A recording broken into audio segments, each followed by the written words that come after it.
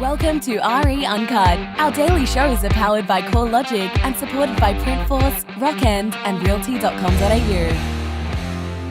Here on Tuesday, welcome to today's show, and Matt Lancashire is going to actually focus in on lead generation. Back with you shortly. Realty's proprietary technology connects you, the agent, with buyers and sellers and builds relationships differently. Only Realty's unique geo-channel mapping gives you an exclusive connection strategy, and then our tech builds the relationship for you. This creates your digital voice, increasing your top-of-mind awareness as the agent of choice in your area. Your agent profile boosting content delivered consistently will get you in the door to secure the listing. And then the exclusive Realty listing strategy gets it marketed and sold. An end-to-end marketing solution for agents.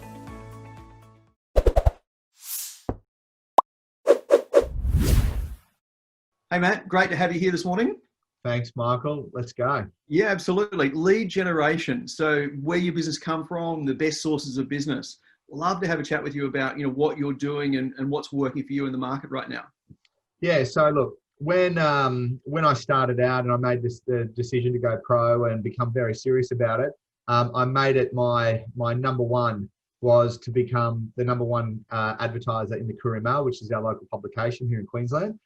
Interestingly enough, for everyone that might be watching this, depending on what state you're from, to give you some relevance on cost of ads and everything like that. So when I first started, a full page ad in the Courier Mail was $13,000 per ad per week. So it was quite expensive. And one of the biggest challenges was, when you're going into a listing presentation, our fees at that point were regulated at 2.5 plus GST. And going in with 2.5% commission and then plus also $30,000 or $40,000 worth of marketing is a pretty hard sale. But what had happened was I made my first sale where I literally just went for it. And it was a property 151 James Street, which didn't sell through another agent. I hunted them for literally months and went and did Courier Mail advertising on their property. And throughout the duration of that campaign, and this was my first one that I actually got, and I got full page ads. And literally went in the paper. I had 250 groups through that property. We had 7 registered bidders at the auction and sold it for a record for the area for 2.85. That was my first one. And then I had my story, which I was able to continue to, keep leveraging off that story and selling the print. So it got to the point where just recently, about 2 years ago, print is still very relevant in my world. But we had seen there had been a decrease in the number of pages going in print, and obviously there was downward pressure on pricing for for ads in the Courier Mail. So look, at the moment they're around $5,500 per page per week, Wow. And then now through COVID, they're now at $5,500 for a 3-week campaign. So in total, so there's been a huge downward pressure, but there's still a lot of relevance in that. I can guarantee you. So when I pitch ads and when I pitch print, I pitch it because I have a genuine belief in that it's going to give me the best opportunity to get buyers.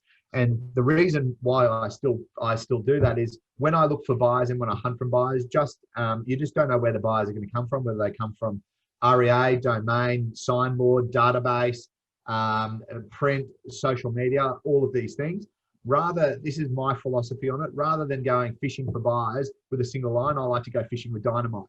And so I can guarantee you that if I'm out there with print, full page ads, double page ads, whatever it might be, coupled with my social media, LinkedIn, Instagram, Facebook, all of those things, and then REA, domain, mail outs, letterbox drops, database calls, magic 50s, all of those things, I'm going to guarantee that I'm going to get more purchases that focus and come to the open homes, which will create more pressure and competitive tension, which will create a superior result for clients. So. And it's now become more cost effective than ever to run print. But more importantly, about 2 years ago, when print, I had this inkling that print was starting to go a little bit into decline. So I saw social media as a new avenue. So about 2 years ago, I went really hard at building up a social media presence for Ray White New Farm first. So we've now got about 31,000 followers on that. I've got about 16,000 followers on my own Instagram account. But more importantly, because it's all changed again now. So what it used to be was it was about likes. Then it wasn't about likes, it was about engagement. Then the engagement isn't really the factor at all. What I see Instagram to be is now totally about leads. So what we now do is I go deep in, and I've got a database, like a huge database that I've built up over 15 years. And now what we've done, and we can be really specific with how we hunt for buyers. So for example, I just sold a house for 13.14 million in Ascot, just recently, Sutherland Avenue. And when we were doing our data, rather than just doing a mass sort of geographical, try to find buyers that way, I downloaded all of my data of every single property that I've sold or marketed in the last 3 years for over $5 million. So we imported that, put that into the back of Facebook, and then bang, spread it out through social media, through Instagram, Facebook. I also downloaded into LinkedIn, and then we picked a target market of who we thought it would be. And interestingly, now the data is so good and you can measure it so well. I use a company called Phoenix Digital, who they measure it for me. And what we try to do is we try to get good quality leads straight off the back of that. And how we're doing it is we actually worked out that the potential purchaser, so you look at a demographic, we thought the potential purchaser for that Sutherland Avenue was more than likely going to be someone that finished school in Brisbane and went to Sydney, Melbourne, Hong Kong, Singapore, all of these things between 1980 and 1990 at some point. So we then put all that into Facebook, and our first inquiry, exactly that demographic of someone, they didn't buy it, but they made an offer on it. So it's, you've got to be really specific, and now it's becoming a little bit, big brotherish as well. And we'd have landing pages with leads that come through. So I'd get on any campaign now, between 30 and 50 leads per property. So I think this is a really important part, Matt, that the game's changing and it's going to continue to change. And one of the things that I think you've done brilliantly well is you've known what you want, but you don't know necessarily how to do all that. You just actually grab someone to do it. And I talk about agents either acquiring a skill or hiring it. And you're smart to know, hang on, what's the front end part of the business that I need to be great at? And then let me hire the people or the expertise that I need to bring in. Is it someone in my team, or is it someone I can actually outsource to get really good at that? So you get the result without all of the hassle. What I've seen a couple of agents do is they go, okay, I need to become great at social media. So they attempt to become social media legends, and they forget they're in the real estate business. So this is a really important point you're bringing up. Look, it's and you're 100% right. So for me, I'm actually really bad at social media. I've got someone now that runs my account.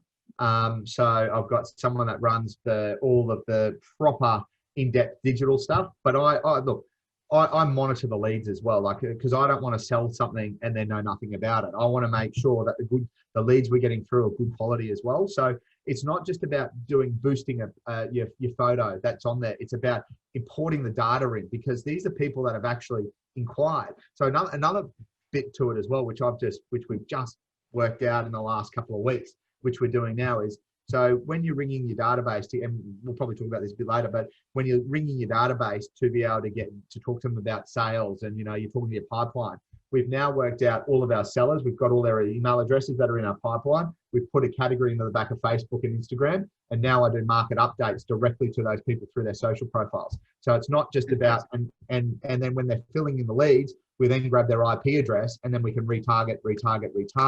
And what it is, it's subliminal messaging and marketing straight to your key demographic that you want to connect with, that you might not be getting on the phone. You might be calling them 5 times before you're actually getting them on the phone. But now what we're doing is we're targeting them through social.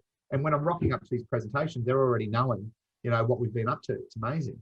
Yeah. And what I love about this, it's, you're doing market updates, you're doing information. So it's value add on those social platforms that are building profile, building awareness. Now, I know we've got to wrap up shortly. Occasionally I've seen great agents go too far down the social, and they've forgotten to make phone calls and actually connect with people in a traditional way.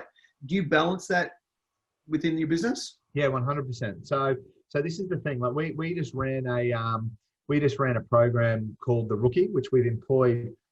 We put it out there, and we want a rookie to come and start in 2 of our offices. So Bulimba office and also New Farm. So we put it out there, and we had 38 applications come in, and we've just signed up 4 of them.